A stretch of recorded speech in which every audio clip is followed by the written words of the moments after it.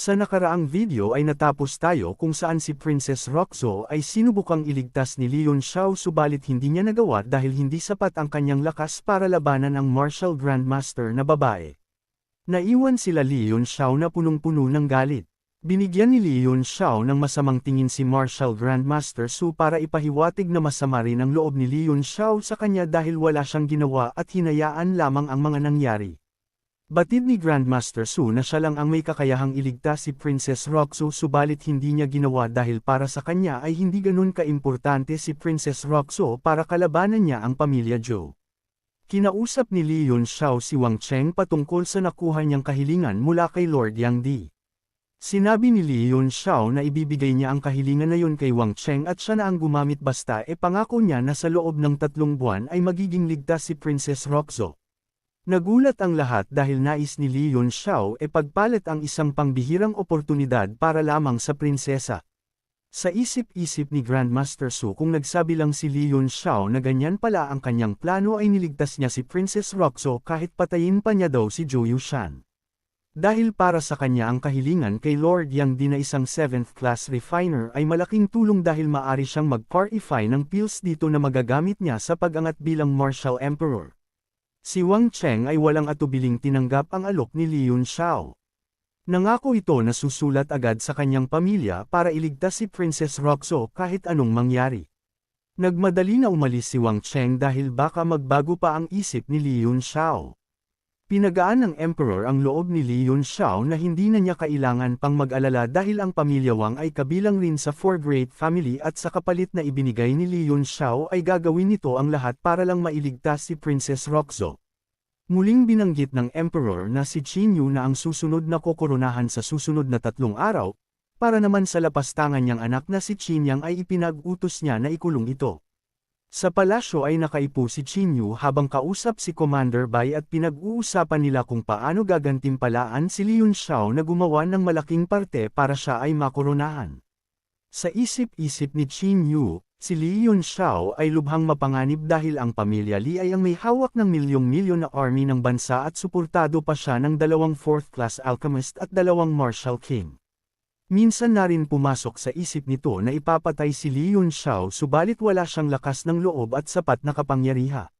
Dahil wala silang maisip na karapat dapat na gantimpala ay inutusan niya si Commander Bai kung maari ba niyang silipin ang kapalaran ni Leon Xiao at kung magiging panganib ba ito sa pamumuno niya sa bansang Tanshui. Bagamat delikado ay masayang sumunod si Commander Bai para sa minamahal niyang si Qin Yu. Naghanda na si Commander Bai at sinimulan ang divination arts. Umilo ang mga nagbabagang apoy sa kandila kasabay ng mga mata ni Commander Bai. Naramdaman ni Qin Yu na may kakaibang reaksyon sa divination arts na ginawa ngayon ni Commander Bai kaya nag-aalala siya para dito. Ilang sandali pa ay samuka ng dugo si Commander Bai at isa-isang namatay ang mga kandila kasabay ng pagkasira ng mga kagamitan. Nagsalita si Commander Bai na wala siyang nakita sa kapalaran ni Leon Xiao subalit may paulit-ulit na boses na kanyang naririnig at nagsasabi na kung magpapatuloy siya sa kanyang ginagawang kapangha-hasan ay mamamatay siya. Muli niyang naalala ang paalala ng kanyang master sa kanya, na ang ilang mga tao ay may kaluluwa na minsan ng naging constellation, at maari lamang makita ang kanilang kapalaran kung matutunan ang Part of Divine Battle Day, dahil kung hindi ay walang mapapala kahit umubos pa ng yuan energy at lifespan ng isang tao. Malaking tanong sa isipan ni Commander Bai kung si Leon Xiao ba ay may divine na kapalaran. Ipinaliwanag ni Qin Yu na ang mga taong may divine fate ay ang mga taong pinadala ng kalangitan para maging emperor, subalit isa lamang itong alamat at walang nakakapagpatunay dito. Sa kanilang pag-uusap ay may bigla silang narinig na boses mula sa likod dahilan para sila'y kabahan. Si Lord Zhang kasama ang Emperor ay dumating sa palasyo para bigyan ng pinakahuling pangaral si Qin Yu bago ito mamaalam. Isa na rito ang nangyari ngayon na hindi pagsisigurado ni Qin Yu sa kanyang paligid bago magbitaw ng mga salita. Kinabahan ang dalawa dahil batid nila kung gaano nirerespeto ni Lord Zhang si Leon Xiao. Pinakalma naman sila ni Lord Zhang na wala silang dapat ipag-alala dahil wala siyang balak ipagsabi ang kanyang narinig subalit nagbigay ito ng paalala, na kung nais nila na kalabanan si Leon Xiao ay kailangan nila na maghanda sa walang katapusang delubyo na kakaharapin sa buhay. Sinuportahan naman ito ng Emperor dahil si Li Yunxiao ay isa lamang 15 taong gulang subalit isa na agad itong 3-star Martial Master at 3rd-class refiner na sa talent pa lang ang basehan ay talaga namang nakakatakot na. Ang mga kagaya ni Li Yunxiao ay hindi nabibilang sa maliit na bansang Tanshui. Sumang-ayon naman si Qin Yu at bilang pangbawi ay gagawin niyang royalty ang pamilya Li. Dagdag pa ng Emperor na ang ibigay na lugar kay Li Yunxiao ay ang pinakamagandang lugar dahil ayaw na niyang maulit pa ang mali niyang nagawa sa nakaraan kung saan si Lord Yang Di ay umalis ng bansa na puno ng galit sa puso at nasayang ang napakalaking oportunidad ng Tanshui na magkaroon ng maimpluwensyang tao sa bansa. Pinaalis ni Emperor si Lord Zhang at Commander Bai dahil nais niyang makausap ang kanyang anak sa huli niyang mga sandali. Ibinigay na ni Lord Zhang ang huli niyang pagpupugay sa Emperor at umalis. Ilang oras lamang ang lumipas at nakita na si Qin Yu ay palabas ng palasyo na may mukhang lugmok na lugmok. Isa itong pahiwatig na ang Emperor ay pumanaw na. Matapos ang pagpanaw ng Emperor ay ang pagiging Emperor ni Qin Yu. Ibinigay niya ang mga posisyon at gantimpala sa mga court officials habang si Li Yunxiao naman ay nakatanggap ng titulong Prince of Watcheng at magkakamit ng pinakamayamang lugar sa bansa at ito ay ang Martial Flame City.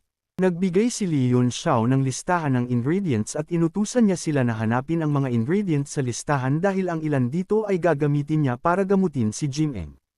Nang makita ito ni Lord Zhang ay agad niyang sinabi na ang ilan sa mga ingredients ay malabong matagpuan sa Tanshui. Dahil ang ibang ingredients ay wala sa bansang Tanshui, naisip ni Li Yunxiao na magpadala ng tao para magtungo sa Deity Transformation Sea at doon bumili ng mga ingredients.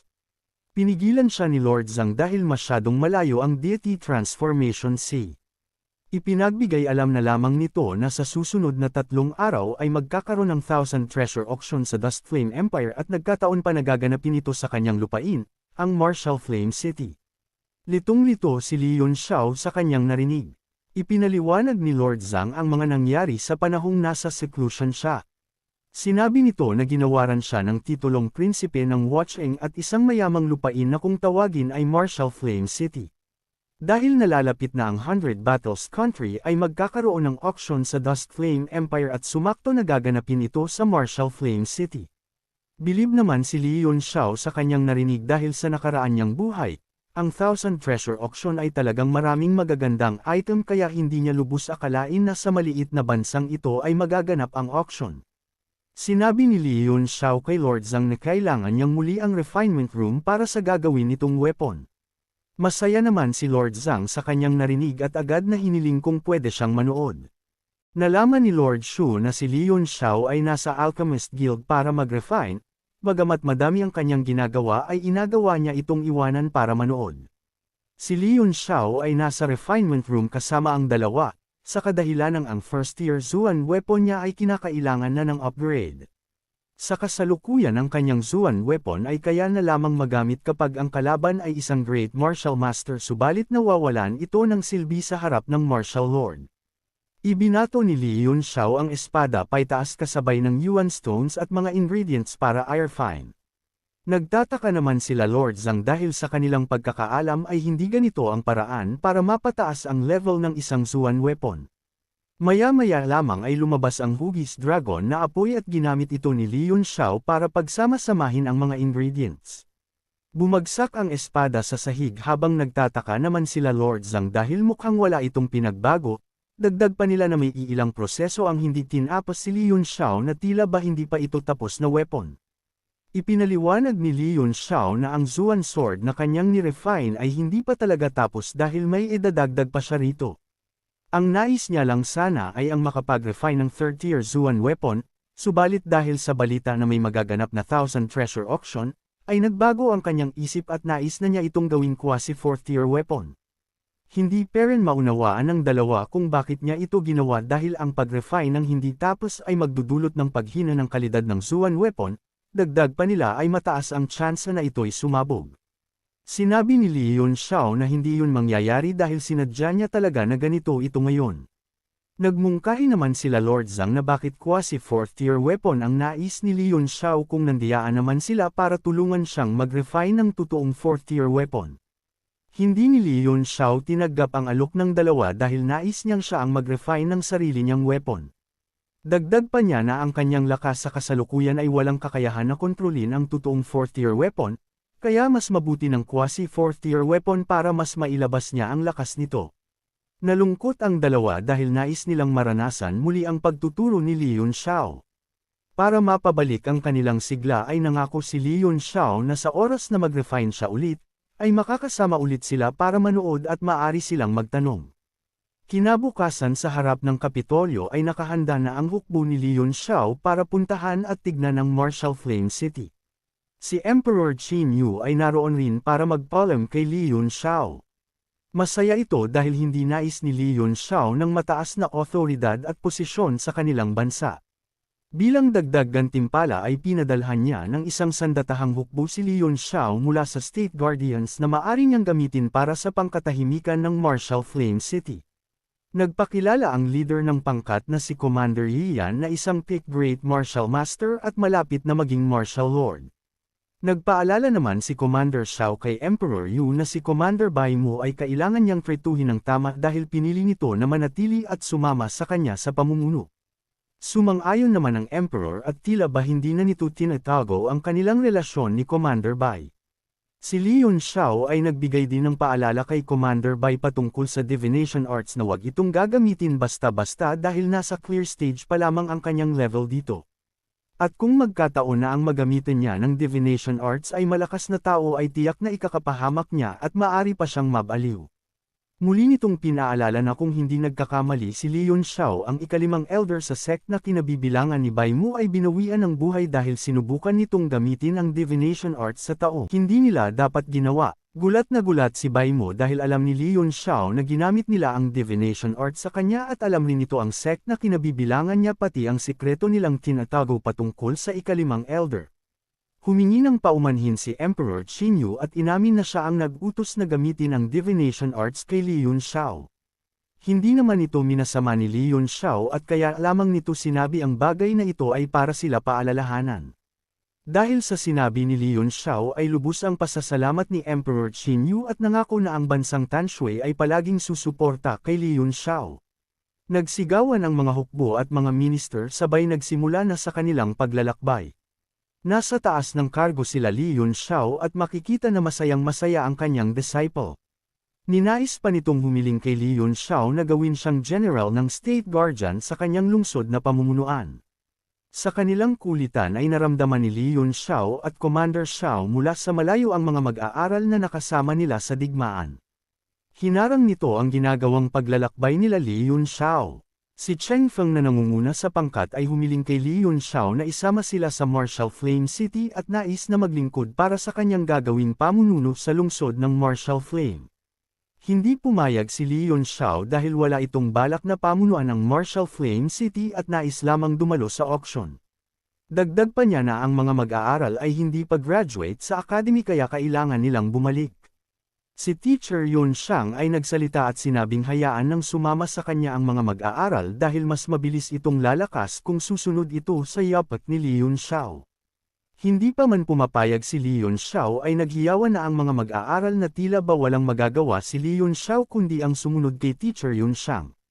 Sumigaw si Leon Xiao at tinanong kung bakit sila nagdidiwang, dagdag pa niya na hindi siya magtutungo sa Martial Flame City para makipagdigmaan kundi para umattend ng 1,000 treasure auction, bukod pa dyan ay sanay siya na laging mag-isa at wala siyang balak mamuno sa Martial Flame City, dahil nais niyang maglakabay sa mundo ng martial arts. Si Li Chunyang at Commander Xiao ay iminungkahi na isama na ang mga mag-aaral dahil maari itong makatulong sa kanya sa hinaharap dahil ang lakas na taglay ng mga ito ay kaya ng labanan ang hukbo na binubo ng Great Martial Warrior sa lakas ng kanilang killing intent. Dagdag pa ng kanyang lolo na ang pagkilos ng mag-isa ay maraming limitasyon, subalit kung mayroon siyang sandatahang lakas na kasing dami nito at iilang commander kagaya nila ay maari silang makabuo ng isang pangkat na kayang tapatan ang lakas ang isang bansa. Nagsalita naman si Cheng Daisheng at sinabi na halos kalahati ng sandatahang lakas ng bansang Tanshui ang nais sumama kay Leon Xiao na maari nilang gamitin para magsimulan ng isang sect na kayang tapatan ang Heaven Gathering Sect. Sa isip-isip ni Leon Xiao ang Heaven Gathering Sect ay malakas lamang sa Dust Flame Empire subalit kung ikukumpara ito sa buong kontinente ay babagsak lang ito sa third-rate sect. Naalala ni Leon Xiao ang mundo na nilalakbay niya sa nakaraan niyang buhay kung saan nanatili siyang mag-isa sa lahat ng kanyang ginagawa at makailang ulit rin siyang pinagtulungan ng malalakas na puwersa ng kontinente na umabot pa madalas sa kanyang malaking injury. Kung sa mga panahong iyon ay bumuo siya ng sarili niyang forces ay maaaring hindi niya sinapit ang mga mapapait na mga pangyayari. Kung matatandaan natin si Emperor Gu Feiyang ay lumaban at pinagtulungan ng mga Nine Heaven Martial Sovereign sa Night Palace na kabilang sa malaking forces na bumubuo sa kontinente. At kinwento rin ni Yun Xiang ang paglaban ni Emperor Gu Feiyang sa buong puwersa ng karagatan at mga sandatahang militar sa kalupaan. Maaari mo itong panoorin sa Part 8 ng aking mga video. Sa pag-iisip ni Leon Xiao ay napagtanto niya na ang mga mag-aaral sa kanyang harapan ay may mataas na potensyal at kung tutulungan niya ito sa bilang martial artist ay darating ang panahon na magkakaroon siya ng first-rate power sa buong kontinente kaya sa huli ay napapayag na siya na kupkupan ang mga mag-aaral para e-guide sa martial path. Dahil may titulo siyang military breaker sa nakaraan niyang buhay ay naisip niyang pangalanan ang pangkat ng mga mag-aaral ng Heaven's Core. Nakarating na sa Martial Flame City si Leon Xiao at ang agad niyang inis-ikaso ay ang alamin kung magkano ang kayamanan ng lungsod at magkano ang kinikita at ginagastos nito kada taon, bukod dyan ay wala na siyang pake sa ibang bagay. Sa harap ni Leon Xiao ay si Wu Zixi na Chief of Record ng lugar. Ipinaliwanag nito na ang kanilang lungsod ay may nakukuhang taxes na 300 million gold coins kada buwan, at ibinibigay ang kalahati para sa bansa at gumagastos ng 100 million gold coins para sa lungsod, kaya natitirhan lamang ito ng 50 million gold coins subalit dahil dito gaganapin ang 1,000 treasure auction ay nakalakam sila ng pera na 100 million gold coins sa mga bagong nagtayo ng negosyo. Tinignan ni Leon Xiao ang talaan ng kanilang lungsod at napagtanto na may nawawalang ibang pera. Inamin naman ng Chief of Record na kinuha ito ng nakaraang City Lord bago ito mag-retired. Inutusan ni Leon Xiao ang kanyang ama na magtungo sa Kapitolyo para ibalik ang mga ninakaw ng naunang City Lord. Pinigilan naman siya ng Chief of Record sa kadahilanang ang kapatid na babae ng nakaraang City Lord ay kalaguyo ang kasalukuyang Emperor, at malakas ang impluensya sa gobyerno dahil taon-taon ay nag-aabot ito ng lagay sa mataas na opisyal sa Kapitolyo. Sa pag-akala ni Chief Wu na naunawaan na ni Leon Xiao kaya siya nakahinga ng maluwag subalit nagpasama pa pala ng sitwasyon ang kanyang sinabing paalala. Nagpasalamat si Leon Xiao kay Chief Wu dahil ipinaalala nito bukod sa nakaraang City Lord ay mga matataas na opisyal din sa gobyerno ang nagnakaw sa pera ng kanyang lungsod. Kaya ipinag-utos niya na isulat ang 10 nakaraang City Lord kasama ang mga inabutan nito ng lagay na matataas na opisyal sa gobyerno at kung mga pumanaw na ang mga ito ay siguraduhing singilin ang kanilang mga naiwang kamilya. Hindi nakapagsalita si Chief Wu sa kanyang narinig at tinanong kung ano ang pangalan ni Leon Xiao dahil hindi ito takot sa mga opisyal ng gobyerno. Nagpakilala si Leon Xiao bilang si Young Master Yun. Sakay ng Thunder Beast ang kanyang ama habang pinapaalalahanan ito na huwag kalimutang kunin ang interes ng kanilang mga ninakaw. Ilang saglit lang ay mabilis itong nakaalis. Si Leon Xiao na ayaw ng mga gawain ay ginawang Vice City Lord si Chief Wu para na magpatakbo ng lungsod at hahawakan nito ang lahat ng gawain maliban sa gawaing may koneksyon sa pera. Nagtungo na sila Leon Xiao sa 1,000 treasure auction at naiwang balisa si Vice Wu. Naglibot-libot si Leon Xiao sa lugar at napagtanto na totoong ito ang 1,000 treasure auction na dati niyang dinadaluhan. Sa kanilang paglilibot ay nadaanan nila ang lalaki na nagbebenta ng Beast Egg. Nagandahan sila Meng Wu at Meng Bai sa kanilang nakita habang si Leon Xiao naman ay napagtanto na ang Beast Egg na ito ay isang poisonous weasel egg at malapit nang mamatay subalit kahit na ganon ay maari itong gamitin ni Meng Bai para kainin at lumakas ang kanyang heavenly poison body. Sa harap ng diskusyon at tawaran ng mga tao na nais bumili ng Beast Egg ay hamarang si Jirong para sabihin na ang Beast Egg ay malapit nang mamatay sa loob ng 1 buwan. Nagulat ang bumibili at itinanggi naman ito ng nagbebenta. Ipinaliwanag ni Jirong na kung tatanggalin nila ang crystal box ay makikita nila ang mga senyales na malapit na itong mamatay at kaya lamang ito nakalagay sa crystal box na may iba't-iba't kulay ay para maitago ang mga senyales nito. Para sa matinding pagpapatibay ay ipinakita ni Jirong ang kanyang badge bilang isang second-tier alchemist. Si Leon Xiao na nasa likod lamang ang may pukana ng lahat ng ito. Dahil sa isiniwalat ni Jirong ay nagalit ang mga customer at natuluyang magsara ang nagbebenta. Habang si Jirong ay nagpapanggap na mabait sa mga tao, si Leon Xiao naman ay nagtungo sa nagliligpit na lalaki para bilhin ang Beast Egg. Nagtataka naman ang lalaki subalit sinabi ni Leon Xiao na may paggagamitan siya nito kaya ayos lang kahit na malapit na itong mamatay. Agad naman ibinenta ng lalaki ito sa halagang 5,000 na middle tier primordial stone. Subalit inalisan ito ni Leon Xiao kaya napilitan itong ibaba pa ang presyo. Sa kanilang tawaran ay napaabot ito sa 100 middle tier primordial stone na dating 10,000 na middle tier primordial stone. Nakuha nila Leon Xiao ang Beast Egg habang nanghihina naman ang lalaki sa kanyang pagkalugi. Habang sila'y paalis ay nakita ng nagbebenta na sila Jirong at Leon Xiao ay magkasabwat kaya galit na galit itong nagsisigaw. Subalit wala itong nagawa dahil totoo namang malapit nang mamatay ang Beast Egg. Tinanong ni Meng Bai kung bakit kailangan niya bumili ng Beast Egg na malapit nang mamatay. Sumagot si Leon Xiao na ipapakain niya ito sa ani kaya ang kanyang disciple ay biglang natakot. Sa huli wala si Meng Bai nagawa at napaiyak na lamang. Habang naglalakad ay naglabas si Leon Xiao ng panibagong Beast Egg at ang beast na ito ay totoong buhay at nakuha niya ito sa special ring ng Beast Tamer na kanilang kinalaban ni Jim Eng. Ibinigay niya ito kay Meng Wu para alagaan at pagdating ng panahon ay tuturuan niya ito maging isang Beast Tamer. Inutos ni Leon Xiao na inatago na ang Beast Egg dahil pinagtitinginan na sila ng mga tao. Sa kanilang muling paglalakad ay may nasipatan si Leon Xiao na kakaibang prutas. Nagtungo sila rito para alamin ang presyo at bilhin. Sa kanyang pakikipag-usap ay nalaman nilang 5,000 middle tier na primordial stone ang halaga nito dahil isa itong soul fruit. Subalit ang nagtitinda ay hindi alam ang pangalan ng prutas at nag-base na lamang ng presyo sa nangyaring kaganapan kung saan pinag-awayan ito ng dalawang third-tier beast at sa punto pa lang na iyon ay masasabi ng mahalaga ang prutas. Sa huli ay nagkasundo sila Leon Xiao na bilhin ang mga paninda ng lalaki sa halagang 5,000 na middle-tier primordial stone at libre na niyang makukuha ang prutas. Pagkatapos ng kanilang negosasyon ay binalaan ni Jirong si Leon Xiao dahil marami ng mas asama ang tingin sa kanila. Tumatakbo naman si Meng Bai na nagsumbong kay Leon Xiao dahil ang kanyang mga kaibigan ay nasangkot sa isang gulo. Nagtungo roon si Leon Xiao para alamin at nalaman niya na ang kanyang mga kaibigan ay may nahanap na ingredients na kailangan ni Leon Xiao sa paggagamot kay Jim Eng. Tinanong ni Leon Xiao kung nasaan ito at agad namang sinabi ni Han na kinuha ito ng mga tao sa harapan. Mayabang na sinabi nito na sila ang kukuha ng item at pinapaalis na sila Leon Xiao. Tinansya ni Leon Xiao ang lakas ng mga ito at napagtanto na isa lamang itong siyam na Star Martial Master subalit ang mga gwardya nito sa paligid ay mga Great Martial Master at Martial Lord. May maya lamang ay nagsalita ang matandang nagbebenta na hindi pa nagbabayad ang mga lalaki. Nilapitan ito ni Leon Xiao at tinanong ang presyo. Pagkasabi ng matanda ng presyo ay agad itong binayaran ni Leon Xiao subalit sinabi ng matanda na nasa mga lalaki ang item at wala na sa kanya. Kumpiyansa naman si Leon Xiao na siya na ang bahala na kumuha sa mga ito ng item.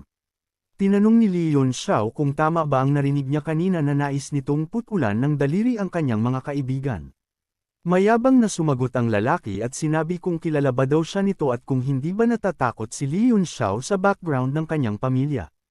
Nang inutusan nito si Leon Xiao na lumuhod ay inatake siya ni Leon Xiao. Sa bilis ng atake ni Leon Xiao ay hindi niya namalayan na naputulan na pala siya ng mga daliri. Sumugod ang isang alagad at inatake si Leon Xiao subalit sa isang iglap ay nahati ito sa maraming piraso.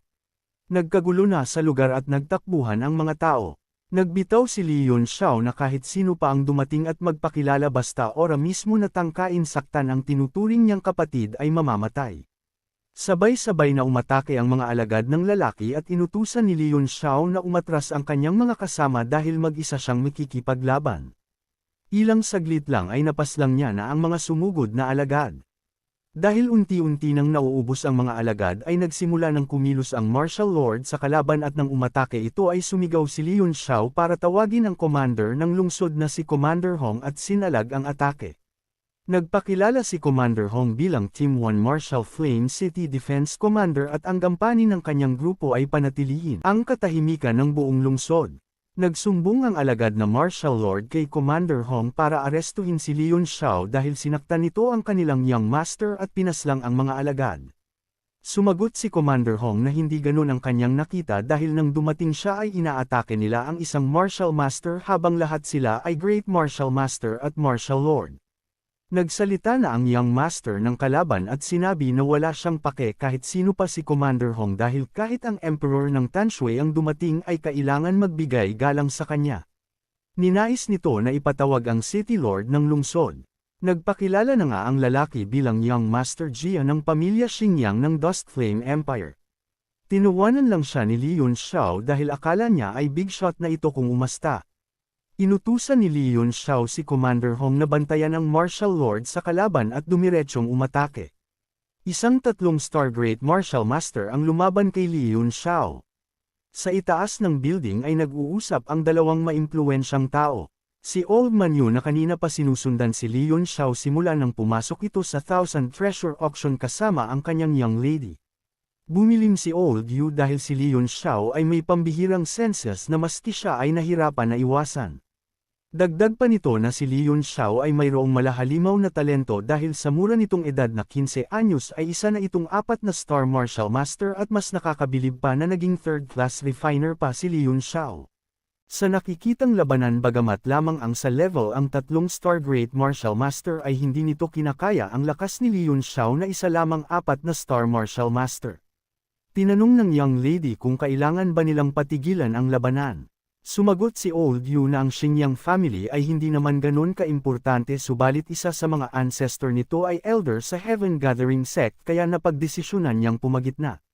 Malapit na sanang masugpo ni Li Yunxiao ang kalaban subalit pinigilan siya ni Old Man Yu at inutusang magkapatawaran na lang. Sumagot si Li Yunxiao na nagpakita na rin ang kanina pa niya nararamdamang sunod ng sunod sa kanya simula nang tumapak siya sa Thousand Treasure Auction. Pinaalis siya ni Li Yunxiao at muling aatakihin ang kalaban subalit inatake siya ni Old Man Yu at tumalsik ang kanyang espada. Nalaman ni Li Yunxiao na si Old Man Yu ay isa palang 7-star Martial King at gumagamit ng Plum Blossom Breakpoint. Lubos naman na nagulat si Old Man Yu dahil ang kaalaman ni Li Yunxiao ay higit sa kanyang inaakala. Nagalit si Li Yunxiao dahil kanina pa siya pinipigilan ni Old Yu. Ipinaliwanag ni Old Yu na ginagawa niya ito para sa kapakanan ni Li Yunxiao dahil baka balikan siya ng ancestor ng pamilya Xingyang. Tuluyan nang nakatakas ang mga kalaban at nagbanta ito na babalikan si Li Yunxiao. Lalong nagalit si Li Yunxiao dahil dala-dala nito ang ingredients na kailangan ni Jim Eng kaya sinabihan niya si Old Man Yu na kailangan niya itong pagbayaran. Paalis na sana si Li Yunxiao subalit pinigilan siya ni Old Yu dahil nais si Li Yunxiao na makausap ng kanyang young lady. Nagalit si Li Yunxiao sa ginawang paghawak sa kanya ni Old Yu at tinanong ito kung tingin niya bang malakas na siya dahil lamang isa siyang 7-star Martial King. Napatigil ang mainit nilang tensyon nang magsalita ang young lady na kasama ni Old Yu. Sinabi nito na mayroon siya ng kailangan ingredients ni Li Yunxiao. Binanggit pa niya na nais lamang ni Old Yu na hindi napalakihin pa ang gulo kaya pumagitna ito. Tinanong siya ni Li Yunxiao kung paano sila makakatulong kung magpadala ng high-level martial artist ang pamilya Xingyang. Sumagot naman ang young lady na siya na ang bahala at papagitna kung magkataon. Nagpakilala ang young lady na si Dinglinger. Si Li Yunxiao na unang naramdaman ng paparating na hukbo ay itinanong kay Dinglinger kung ano nang balak niya ngayon sabay turo sa kalaban. Nasupresa naman sila Old Yu at Dinglinger sabay tingin sa likod. Nakita nila na paparating sila Young Master Jia. Nagpakilala ang nangunguna sa grupo na si Cheng Feiji na kabilang sa 4 Great Family ng Dust Flame Empire. Kinausap ito ni Dinglinger kung maaari nilang palagpasain ang mga nangyari. Laking gulat naman ni Cheng Feiji dahil pinapanigan ni Dinglinger si Li Yunxiao. Sa nag-iinit na tensyon ay sinapawan naman ito ni Jia at sinabing binayaran lang daw ni Li Yunxiao si Dinglinger dahil batid naman nila na businesswoman ito. Nagalit si Old Yu sa kanyang narinig at sinumbatan si Jia na kung hindi niya ito niligtas kanina ay wala na sana siyang buhay. Mayabang na sumagot si Jia at pinamukha kay Old Yu na para bang responsibilidad niya na sagapin siya ito. Inasar naman ni Li Yunxiao si Old Yu kaya lalo itong nenas. Muling pumagitna si Dinglinger at ibinalandra ang kanyang impluensya bilang isang businesswoman ng Tianyuan Commerce Guild na maraming koneksyon sa buong kontinente. Hindi pero nagpatinag sila Cheng Feiji dahil si Jia ay naputulan ng 5 daliri at naubos ang kanyang mga alagad na hinding-hindi nila papalampasan. Binigyan nila ng kondisyon si Li Yunxiao na patatawarin lamang ito kung luluhod siya sa harap ng auction hanggang matapos habang putol ang 2 kamay at sira ang kanyang dantian. Abangan sa susunod nating kwento kung anong kahihinatnan ng mayayabang na young master ng kilalang mga pamilya sa kamay ni Li Yunxiao. Sa pagpapatuloy din ng kwento ay may makakasamaan ng loob si Li Yunxiao na isang 6 Direction Realm 8-star Martial Grandmaster at Elder ng 1000 Treasure Auction. Sa inyong palagay paano niya kaya ito malulutas? At sa pagpapatuloy ng kwento ay ipapakilala ang isa sa mga kaibigan ni Emperor Gu Feiyang na may mataas na impluwensya sa buong kontinente. Kung nais mong masubaybayan ang kwento ay maaari mong i-open ang notification bell pagkatapos mong mag-subscribe.